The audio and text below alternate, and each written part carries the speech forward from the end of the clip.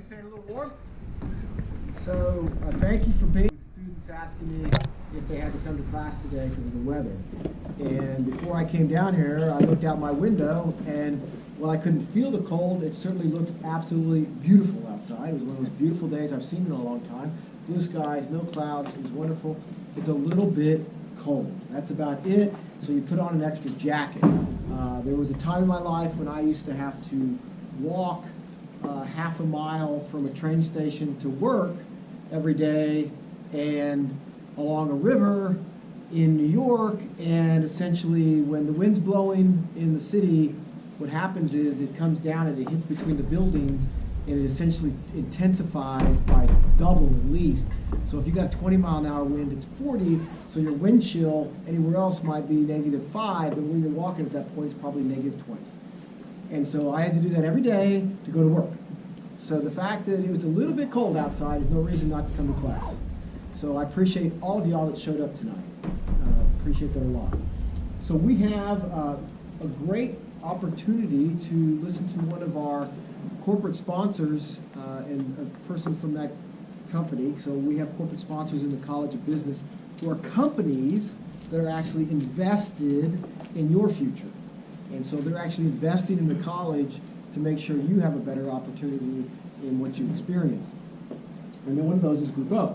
And so Greg's here to talk to you a little bit. He talked to you a little bit about what he's going to talk about, which is cool. He's going to share something about what is Group O, because if I'm you and I don't know what Group O is, I'm probably asking the same question. What is Group O? Because it doesn't make sense by the title. He's going to share that with you, but likewise, strategies for success, right? Because we all want to know how to be successful no matter what we're trying to do, and he's going to share some of those strategies with you that he's gained along the way. Are we all good? We're good. Okay. Right? Awesome. Thank you, Dr. Salser. What's up, everybody? How we feeling? Good. Awesome. Good deal. Well, hey, I just want to echo what Dr. Salser said. Thank you for showing up and braving this harsh weather to come and listen to me tonight. I know it's not ideal especially for us Texan natives, not something that we experience all the time. So thank you for the opportunity to come here tonight and speak with you all, and hopefully some of what I talk about sticks and you can put it to use in whatever you do, right? Whatever it's business, finance, supply chain. I know we got a mix of students here, so hopefully we make some good stuff happen tonight. So like Dr. Salser said, my name is Gregory Lunceford. I'm with Group O. Agenda tonight. Yeah, there it goes. All right. Go through some introductions, tell you a little bit about myself, ask a couple of questions about y'all, and then we'll talk a little bit about Group O, let you guys know what we do, specifically what I do for Group O. And then, like Dr. Salser said, give you a couple of strategies for success that I've learned over my years, and some lessons that I've learned from failures that I've had as well. So I think that's super important when we talk about, hey, how do we want to approach a problem? How do we want to take that next step? All those are super important. So, and at the end, we'll do a little round table, right? A lot of you have probably seen it called a Q&A or, open discussion. We'll get into a little bit why I call it a round table a little bit later, all right? Let's jump in. About me, right? So I got a lot of pictures up here. I'm just going to kind of talk through who I am, right? So my name's Greg. I grew up in Southeast Texas, born in Port Arthur. I don't know if anybody's familiar with that area. It's right along the Gulf Coast, right on the water. Interesting fact about me, 9 siblings. Yeah, so you can see a picture of my family there. That was one of our latest ones here at my nephew's basketball game. So got 7 sisters and 2 brothers in there, along with all the in-laws, cousins, and you name it, right? As soon as I got done with high school, I ended up going to Kilgore College out in East Texas. Got a football scholarship to go play for them out there. Played a little bit of left guard. I got moved around to center before transferring to a university up in southeastern Oklahoma State. And that's where I finished my college, right? Got my bachelor's degree in occupational safety and health. Played a little football for them as well, right? Scholarship kid. So that was a real interesting experience where I learned a lot of lessons, some of which I'm going to share with you tonight. Here's a picture of my dog, Samson. He's been with us for probably 7 years now. As you can see, some fishing pictures, down there in the Gulf. There's my crawfish cooking outfit right there. And on the side, right, whenever I have time, I like to invest in the future of the the youth sports, right? So I have 3 kids myself, as you can see in that top picture there, with my wife Corey, my daughter Marley, my daughter Lillian, and my son Grady. I do coach their youth sports, right? Anything from basketball, done some soccer, mostly football, right? That's what we're getting into nowadays. We're about to start our spring 7-on-7 clinic, so that's going to be a little fun. A little 4-week program that we put on for the younger kids, so just to get them introduced to it. So enough about me. I want to talk a little bit about you, right? So where are you from, right? Where's my fellow Texan natives? Show of hands. There we go. Any other states? Where are you from? California. California? Illinois, okay. That's where our headquarters is. Illinois? All right. What about out of country? Any foreign? Where are you from? Mexico. All right. We got some businesses in Mexico. Anybody else? India? Cuba. All right, man. Great coffee. I discovered that in Miami. It's like a little thimble full of coffee to wake you right up, man. When I was working with Amazon, so. All right. Next question. Who's here because they have to be? I know there's some of you. Come on, don't be shy. All right. All right. What about those that want to be? Yeah. Why are you here? You said you want to be, right? Yeah, just I like getting the opportunity to learn from people who have experience, especially if it's in stuff that I'm kind of looking at, considering. So yeah, I'm glad to be here. Good deal. Yeah. All right. All right. Show of hands. Who would rather work from home? Anybody? A couple people. What about office job? All right. Okay. All right. Good mix. All right. So we've got 2 words up here. I want you to raise your hand if coach describes you. Do you think of yourself as a coach? All right. Where are my coaches at? All right. More of a player? Anybody? A couple people? All right. And another show of hands, who knows what they want to do when they graduate? Hey, I got it planned out to the T. This is what I'm doing. I don't care what happens. Where are those people at? Okay, a couple people. Everybody's still undecided. I don't know. I don't have any clue. All right. What about a little bit of an idea? What do you think you want to do, man? Back to chat. What I'd like to do, I like ministry. I like Okay. ministry and I like music, so some way to combine the 2. Interesting. Hey, sounds like half a plan right there. Yeah. Somewhere to start, right? All right. All right, now we're going to get into a little bit of overview of what Grupo does as a company, right? And kind of what I do for them, all right? So, established in 1974, 100% minority-owned business, right? Bob Montavares started Bi-State Packaging back then with a dream, right? He said, I want to be the best customer sales representative in the packaging business, right? Since then, right, we have grown to over 1,400 plus employees, right, with a 43% diverse workforce. We're headquartered out of Milan, Illinois, right? Got a question? You're headquartered out of Milan, Illinois. Yeah. Have you done that? No. No, I have not. We're big presence in the Quad Cities as well. Yeah. So, major operations in Texas and Minnesota, right? So that's obviously why I'm here, right? We have a big facility out in Fort Worth, down in Fort Worth, and then one in Roanoke and one in Mansfield as well. Our services, right? We offer packaging solutions, supply chain solutions, retail fulfillment services, incentive marketing solutions, right? Like prepaid rewards cards and things like that. Also digital technology services, right? I work in the supply chain solutions and the digital technology services divisions of our business, all right? Some of our clients up here, a lot of people we serve, right? So we're a 3PL, right? Anybody know what a 3PL is? Show of hands. All right, 3PL, right?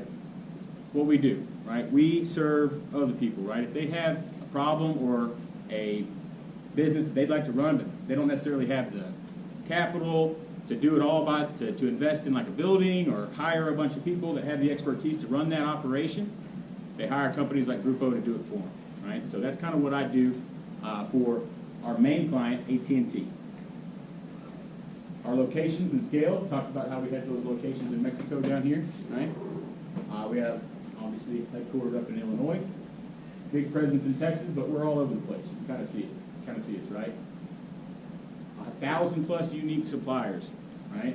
No debt, ability to add additional locations, support new and existing client needs. That's a big selling point of ours, right? Hey, you got a big problem? Hey, we can help invest in that problem for you and take you across the finish line where you want to be. All right?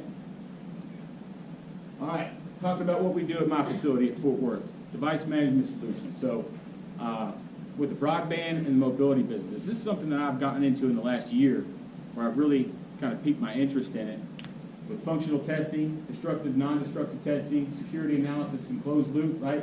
Talking through a little bit of what we do with those cell phones that come back from suppliers like Apple, Samsung, other refurb companies that get these phones back from people who drop them or give them submerged in water.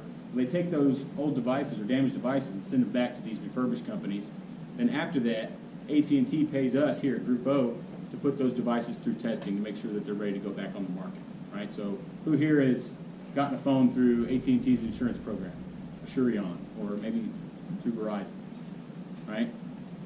Those phones that you're going to get back after you turn yours back in come through our facility, every single one of them, right? On the broadband side, we're a little bit split, right? So we get about half of AT&T's business for their broadband units. So same thing, right? Those little home Wi-Fi devices that you have in your home, it's a 320 device, all of those, or half of those, get kitted through our facility, right? And that's the operation that I run.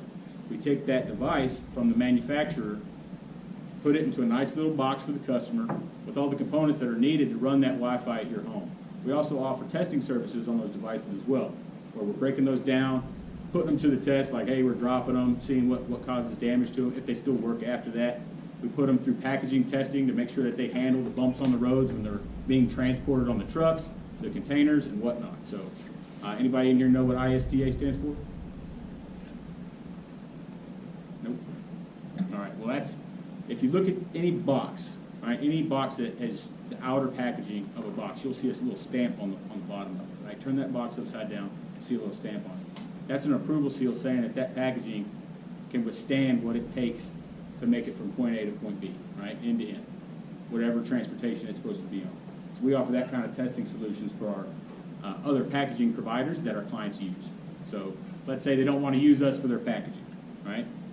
They have somebody else provide them with a box or a shipper box. We put that through the test to make sure it's going to get that stamp of approval because they're not necessarily certified to do so. So we still win a little bit of the business at the end, all right? And then broadband support services that we already talked about that functional and RF testing, right? So a lot of different tests that we put these devices through, right? We talked about destructive and non-destructive, right? We take a cell phone, we'll drop it. We'll put it in a cool machine called a tumble test, right? Really put it through the rings of seeing if it's going to stand up to what the manufacturer or the supplier says it's going to. We submerge it in water up to a certain depth. We drop a little steel ball on the screen to make sure it can withstand what it's supposed to withstand. And then we tell AT&T, like, hey, this is what suppliers are actually meeting the requirements that you're setting forth for that device versus the suppliers that aren't necessarily making the cut, right? One of the ones that I think is super cool that we do a water leak analyzer test, right? But we don't use water to do that, right? Doesn't really make sense, does it? What do y'all think we use instead? Test a leak on a device. Vacuum, okay, that's close. Air, right? So we put we put the cell phone in a little device, close the lid, and then we have like an infrared, or we fill the tank full of this gas, right? It has a special camera that sees if any gas is leaking outside of that phone, right? So it's pretty cool whenever you try to look through that imaging and see that cell phone, hey, all these cell phones from this supplier are leaking in that top right corner, right? We give that information back to our client and make sure that they're going back to that supplier and saying, hey, you're giving me defective devices. So really cool stuff that we do for them. Any questions so far? All right. Now we're going to get into the good stuff, right? So I promised myself I wouldn't talk about Group O all night.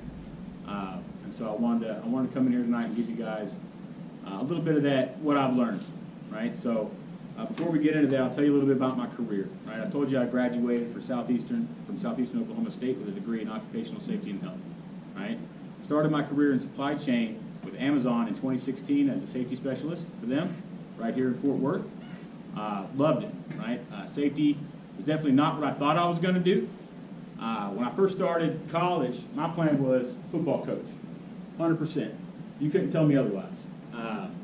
When I got to Southeastern, I was talking to the advisor, and they said, she told me, she's like, Greg, you're from Southeast Texas, right? You know, down there next to the oil refineries on the coast, right? Why? We have this top of the nation safety program. So whenever, as soon as you get out of school, you can go back home, get a job where you're from, and make at least 20% more than a coach or a teacher starting out. I was like, okay, let me go check it out. So I went and talked to the chair, and he sold it to me like a used car. I mean, I sat down, he was like, look, everything that you love about coaching, you can find in a career in occupational safety and health. You help people, right, do better than they thought they were gonna, right?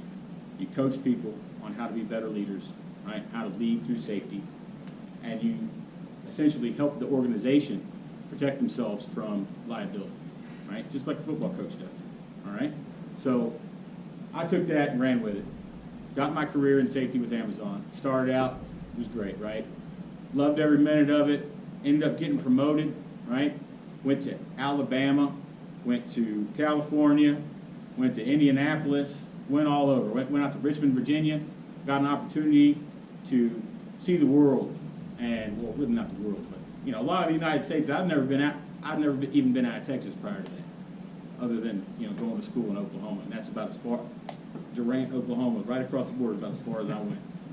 Didn't want to go any further north than that. It was already cold enough. So from there, I ended up moving out to Alabama to take a manager position, and I was very successful in that role, but it just wasn't really what I was looking for. It didn't really pan out the way I wanted it to, and I ended up in a situation where I got an opportunity to come back home, come back to the Port of Beaumont and work in the grain industry, right? Who knows anything about the grain industry? Anybody?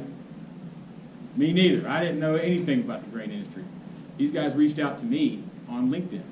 They said, hey, we noticed you're from here. Noticed that you're living out in Alabama. Are you interested in moving back and working for us as a safety manager? So I took a leap, right? Went and got involved in it. Loved it. It was absolutely fantastic. Better salary by far, really close to home. Got to see my parents again, got to hang out with my cousins, my brothers and sisters, right? So did that for a few years, then COVID happened. COVID closed that plant down, right? So there goes my job, right? So that was a difficult time, I took up what I knew growing up. My dad was a carpenter, so he did a lot of construction work, right? So I kind of went back to my roots there and started my own little construction company, building fences and residential areas and decks and patios and you name it, right? Had some success there. I wasn't really happy doing it, but it kept food on the table for my family during that time. And then after about 4 months of doing that, breaking my back, doing exactly what my dad told me not to do, and doing what he did growing up, I got another call from a guy that I used to work with at Amazon to come work for him at Walmart.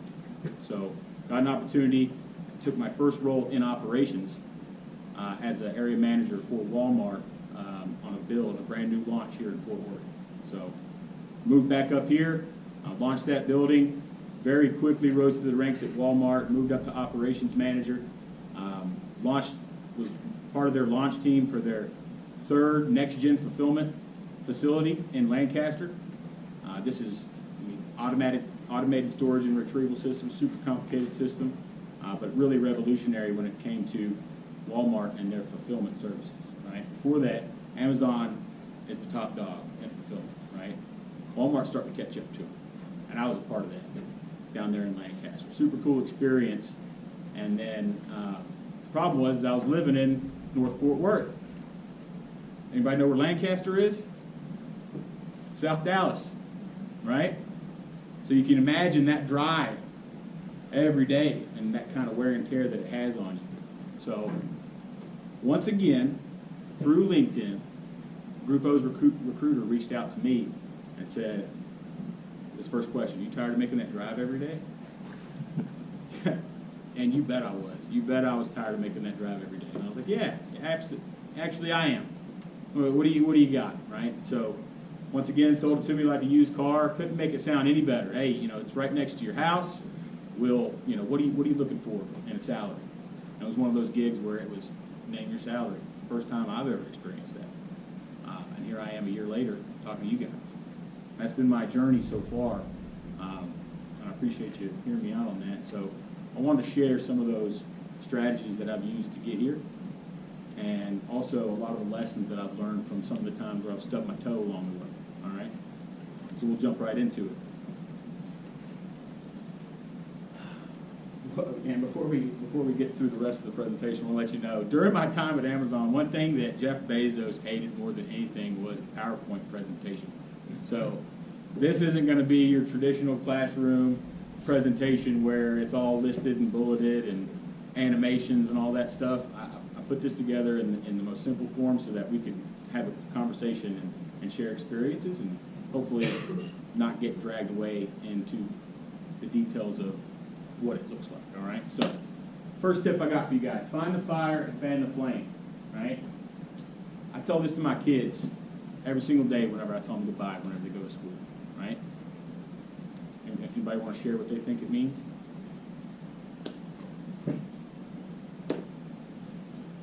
Lively bunch. It's probably related to doing what you love and you won't work a day in your life. Yeah. Yeah, got a little book for you. There you go. Yeah, and that's exactly it, right? Find something that you're passionate about. Find that. Fan that flame. Make it grow. Whenever you are doing something, whenever you're talking about something, it's not what you're saying that sells. It's how you say it. It's how much passion, how much you care about that certain thing that you're doing, right? If you don't care about what you're doing, you're going to lack the motivation to do it right. If you aren't invested in what you're trying to accomplish, the people that you need to convince to help you won't invest in what you need to accomplish, right? So it's very simple in the fact that you need to be passionate about what you're doing. There's going to be times throughout your career where you lose that. You're going to be sitting in an office, you're going to be on a call, you're going to be hating your life, right? And maybe what you're doing at that point in time isn't what you should be doing, and you'll make that realization. Anybody in here already had that experience? Tell me a little bit about it, man. I worked 3 years as a personal banker. Now, I love the people I worked with. I can't do an office job. I need more control, and I hated my boss. She hated me. So I quit. And I'm trying to do my own thing. There you go.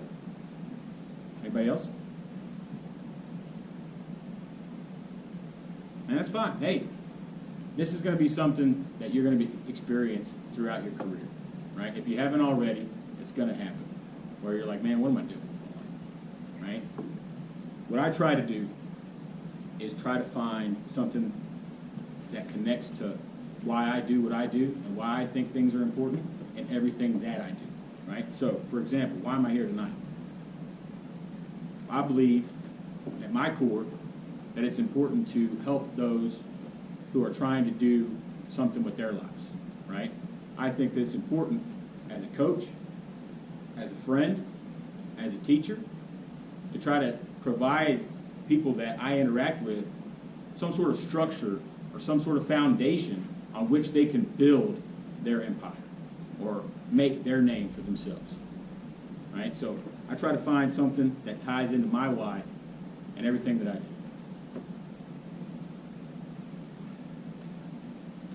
Measure twice, cut once. Anybody know who John Wooden is?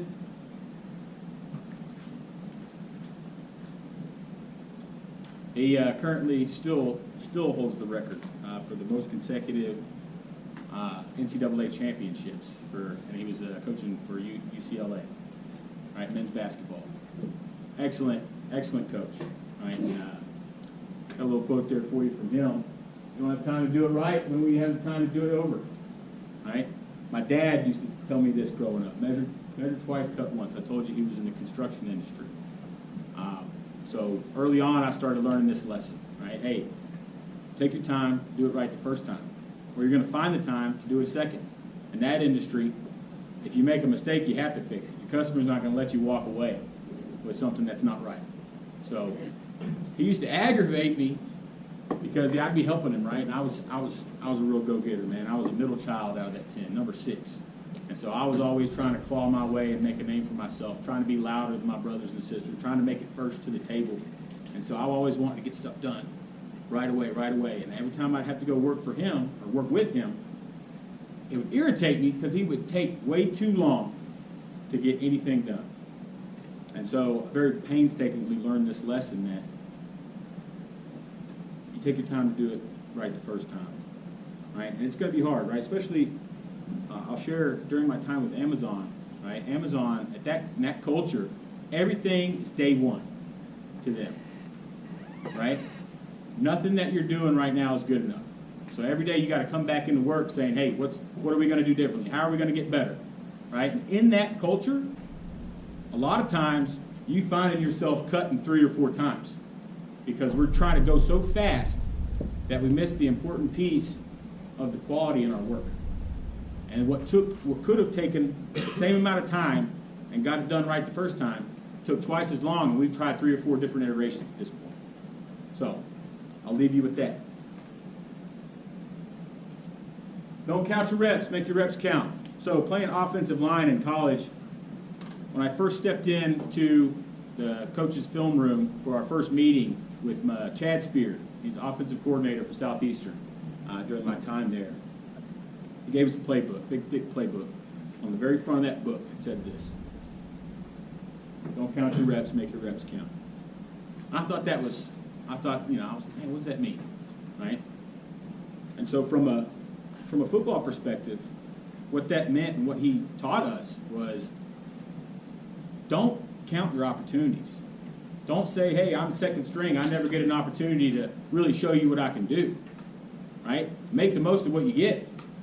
You're second string, you're going to get a rep out there against the other team. You're going to get a rep out there against first string whenever we're in practice.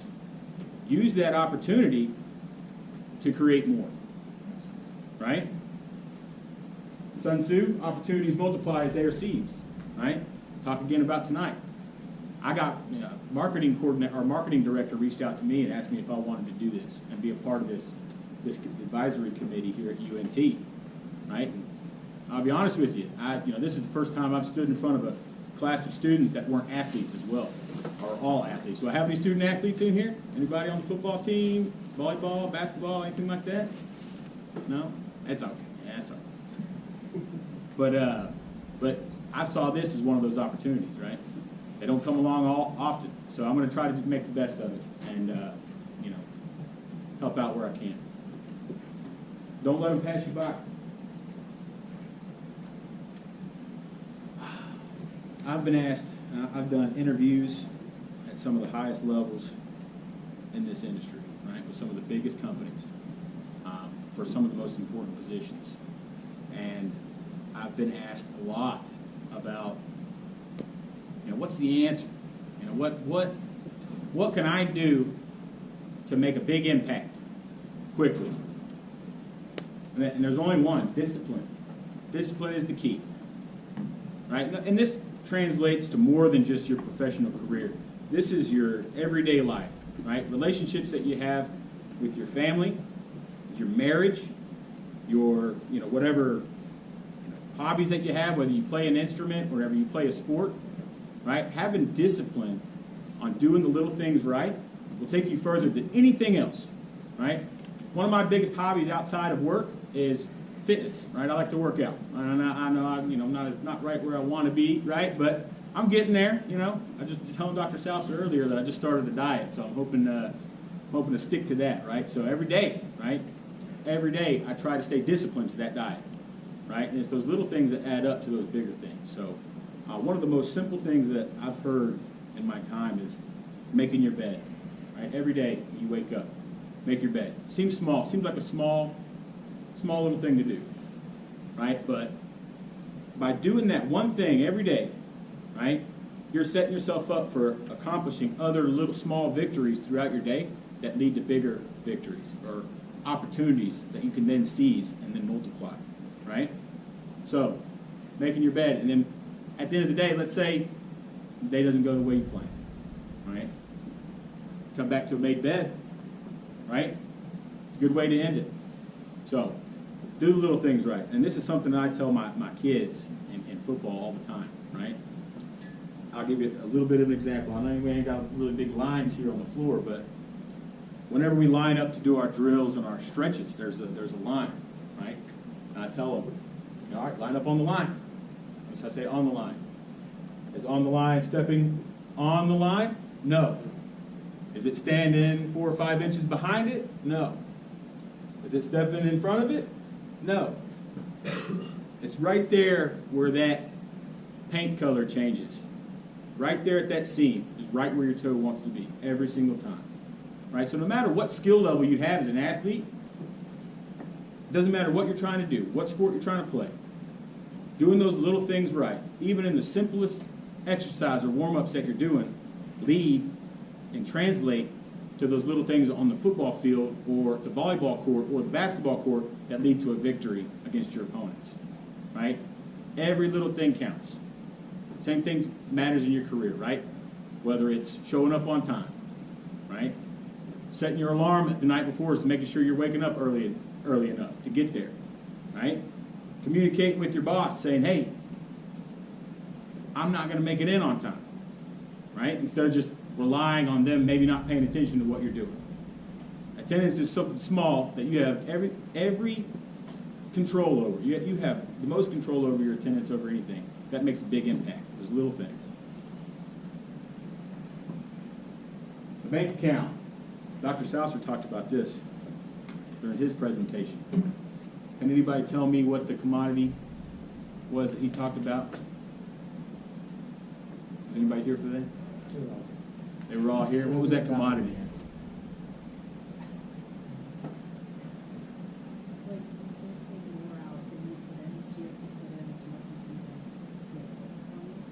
Right.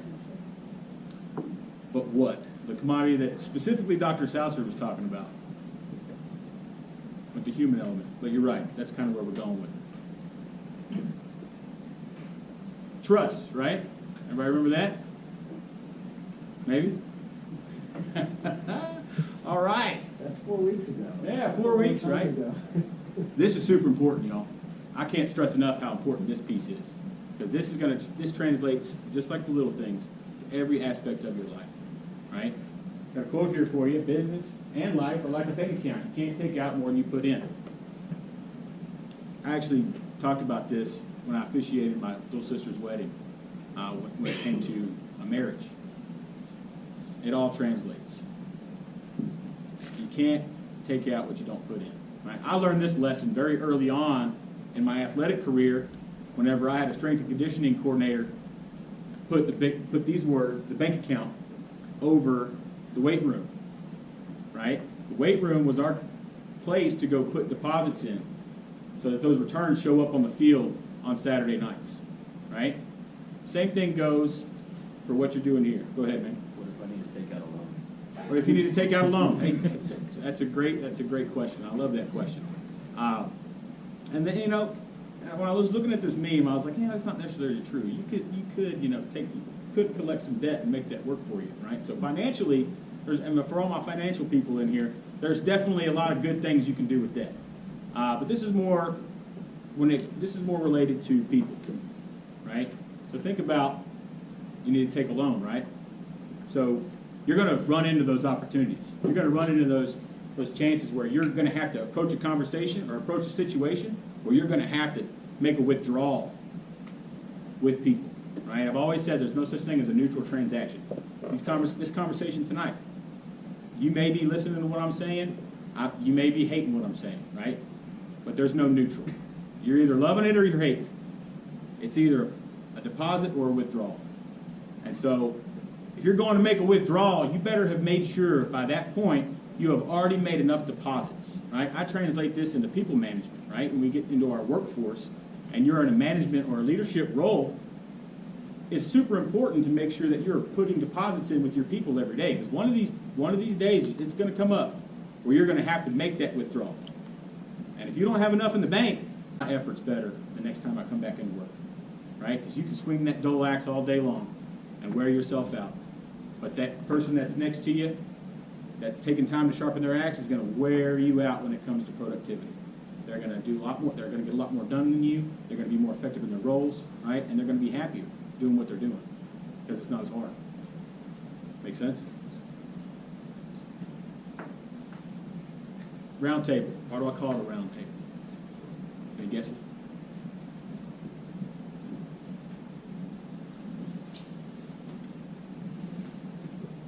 What do you think? We're all equal. That's right. That's right. We're all equals, right? We all have valuable insights to share. No matter what your experience level, whether you've ever stepped foot into a workforce or not, just like I was talking about with Sam Walton, right? You can learn from anyone and everyone. So I want you guys to feel open and free to ask questions, to make statements, right? Whatever it is. I'm all ears. We're all here together. So what you got? If you need to escape to another class, you can do that. But you don't have to escape. You're more welcome to stay. What you got, man? I'm just curious what the biggest, I guess, culture shock and or lesson learned was for you going from a safety position to an operations position, and how your safety background helped you when you moved into operations. It's a great question. So going from safety to operations, right? I now went from a position where I was trying to convince people how to do things to where now I had total control of how things are done. Now, granted, I still had to run ideas and, my strategies, by upper management, but specifically when it came to, the way we did things and how, we approach specifically a safety situation. I like to tell people that I'm still a safety guy. I'm just undercover, right? But now I get to make those decisions, right? I get to decide when and where things happen, right? I get to decide whether that culture is safety first. So when I took on that first operations role, it was a new launch, right? So it's super easy to build that culture from the ground up. And I have a theory, and I call it my pyramid scheme. A lot of people in operations talk about UPH, right? Or cost, right? Units per hour. That's probably one of their main focus points. Like, hey, how do we reduce costs? How do we get better at cost, right? Well, I have a theory that cost is a result, right? This theory is built on my experience through sports as well. We look at that scoreboard on the end of the end zone and we say, and that's the goal. The goal is to win, right? The goal is to be successful, right? No. If you guys have been paying attention at all, you would realize that being successful is a result of doing all the little things that are necessary to get there, right? Winning is a result, not the goal. The goal should be to show up every day. The goal should be to instill a culture of safety in your organization from the ground up, right? And so that pyramid scheme, you got to start somewhere, right? Whenever you're building a pyramid, you have to start with a strong foundation. What's stronger than safety? It applies to every single person in your organization. It means something to the associates that are doing the job because it's them, right? It's something that they're doing is not safe. They get hurt, right? It messes with their livelihood. And then on top of that, right, you need that structure on top of that foundation. That's where your quality comes in. You focus on doing things right the first time. Measure twice, cut once, right? That's where that stuff comes in. And then at the top of your pyramid is that golden pinnacle, right? That top piece that really makes everything stand out. That's your cost. That's the result of all your hard work, right? So it was very easy for me to make that transition. And in fact, I was promoted within the first 3 months of my time in operations because of that. So I think starting off in a support role and seeing how operations struggled kind of from the sidelines, allowed me to already have a really good approach going into it whenever I got the opportunity. Thank you. There's three words that have come to my mind whenever listening to all of this, and I want to know your thoughts. Just quality, integrity, and humility are three very key factors when building your foundation in business, when you're going out into your career field. But I am curious, you used a lot of sports metaphors to relate to business team leadership, and I can appreciate that. Have you had to add nuances between your leadership style and your coaching style, and what might be the overlaps or outliers? Everything translates. Everything, right? So we talked about the little things, right? How I approach coaching a 7-year-old is this same exact approach that I have for coaching a 6th grader, right? Believe it or not. Now, with the 6th graders, I may be a little bit, especially because they've been with me a little bit longer, we may be a little bit more advanced on the skills that we're teaching, the drills that we're doing, right? In the workforce, I'm working with adults, so I have to recognize and know my audience to understand that, hey, I'm not talking to people that have no idea, right? But the respect element is present in all three, and that's where it translates, right? No matter what I'm doing, I approach what I'm doing with respect, right? Respect for the individual. Because in these team environments, like in work or football, there's still a group of individuals, right? And you have to get those individuals to work as a unit to be successful, because no one person can do it alone. We talked about it, ask for help. So having respect for the individuality that that person brings to the table, having respect for everybody's opinion, right? That's what's important, and that's what translates from that football to that business mentality, right? It's all the same, and I try to hold on to those similarities in everything. Now, I recognize the differences, right? Like I said, right? You got to know your audience. You got to know what you're trying to accomplish, right? There's different goals involved, but when we talk about, use the word integrity. I love that word, right? It was one of our core values at Walmart. It means, to me, it means doing what you say and saying what you do, right? And it kind of translates back to the passion. Like, if you don't believe what you're saying, nobody's gonna buy it. Right? I could sit here in front of y'all and talk all night long about what I think, right? But if I'm not really invested in it, you guys aren't really gonna believe me, right?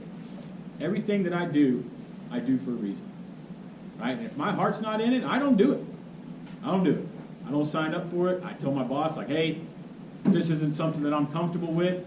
If it's something that if you want me to do, I will do it, but I'm going to tell you, I'm going to be upfront with that.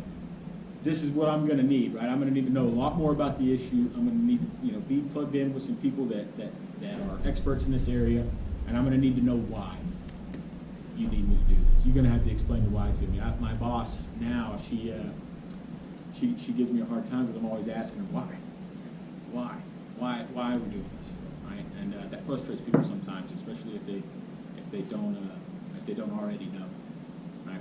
Because my boss said so, right? So hopefully that answers your question.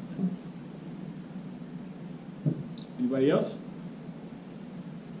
Go ahead. Yes. How do you sharpen your axe? How do I sharpen my axe? That's a really good question. Washing dishes. I tell you what, so being married for 8 years, you make a lot of sacrifices, right? And you make a lot of deposits and withdrawals, right? One thing that I have taken over in the home is the dishwashing, right? Number one, because I hate doing laundry, right? I've always hated it.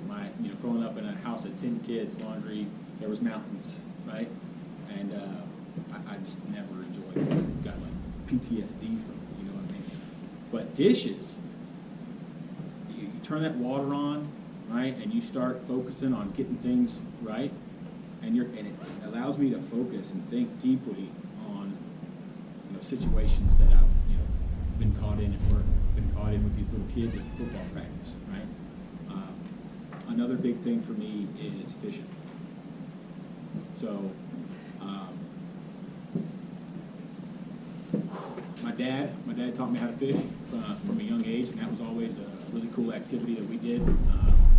you know, being in that family with 10 kids, time with Dad was super, super special, right? But one thing that he did with me, more so than anybody else, is take me out on the boat.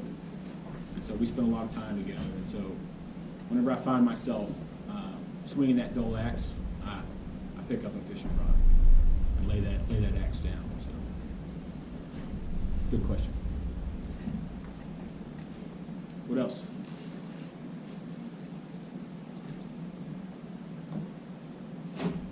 Well, go ahead.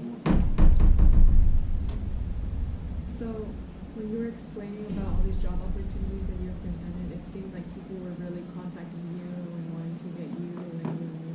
What would you recommend to someone straight out of college to try and reach specific job opportunities without exactly getting a call first? What do you recommend to go for what you want? So, yeah, I talked a lot about it, right, with all these different tips that I had for you. But you know, that comes with doing those little things and making those impressions, right? Putting people first, right? Getting to know people, right? At the very beginning of the presentation, you know, I talked a lot about myself, but then I turned it around and I asked about y'all too, right? So I feel like that's super important because, you know, like I mentioned earlier, you never know who you're next to, and you never know if that person's ever going to be your boss, ever going to have something for you. So growing your network is super important. This guy that called me for Walmart and said, hey, you know, you want to come work for me? He was actually my adversary, if you will, right? I was in safety, he was in operations. But he was another younger guy. He was around my age, right? I think he'd been in industry maybe 2 or 3 years, and he graduated about 2 or 3 years before me. And so he saw a lot of me, right? Or a lot of him and me, right? Where I was coming in, you know, had my boots on tight, you know, walking through the warehouse, and man, I'm going to straighten this facility up, right? And he almost kind of found humor in it about how he saw the way he used to approach things. And so we used to butt heads a lot. I remember one time he made a joke about what I was saying in a meeting, and I got so red in the face that my boss was like, Greg, take a lap, you know, because it was a joke to him, and it wasn't a joke to me. I was taking it very personally at that time, right? But through that, you know, I faced it head on, and through that, I went and had that conversation with him. I was like, look, man, what's your problem, right? You know, you hate me or something. He's like, no, man, like it's just easy to get under your skin, right? And it's fun. So it's like you gotta recognize that it's not something that everybody doesn't notice. And so he actually helped me navigate those waters of approaching an operations team member with a problem that now they would have to be pulled off. And he gave me some insight and perspective on what they have to do on a day-to-day basis. So I now had a better understanding of, now I'm this safety guy, right, approaching a situation where I need to get somebody who already feels like they're overworked, who already feels like they do everything and don't have any support. I'm now asking them to do something else because it's their responsibility, because they're the manager, because it has to do with their employees, right? I didn't understand that very well, and he helped me bridge that gap. And through that, we accomplished a lot together. Well, we were able to implement a lot of projects. He actually traveled with me to North American fulfillment centers and implemented a lot of stuff that's still in place to this day at Amazon. And he remembered that about me, right? Whenever he was put in a situation where he was building a team for a new launch for Walmart, it was an easy phone call, right? Let me start thinking about my A-team, right? So it really comes back to that people aspect, right? If you want to get to that situation, you've got to invest in the people around you, right? Put those deposits in, you know, ask them about their day. We have a strategy that we use in coaching called Forward to Field, right? We welcome all the players and staff to the field by name, right? Name to name, hand to hand, eye to eye, and heart to heart, right? Those are the 4 aspects that you approach with people, and these are what I tell my managers too. Like, you should every day be walking around like nut bumping, like, hey, how you doing, Charlie? Right? Everything going smooth? How's that new piece of equipment running? Right? Did you take your wife to that restaurant I recommended? Those conversations right there, those deposits right there are what is required. And I mean, it's necessary for getting what you want done out of a career, right? Or, you know, even just being a good person. right? Because that person's going to know that they can trust you whenever they need you. So I hope that answers your question. We gotta wrap it up now, so for what's left, thank you. I know about the rush off, so if anybody wants to step up afterwards. come on There's up. my LinkedIn profile if you guys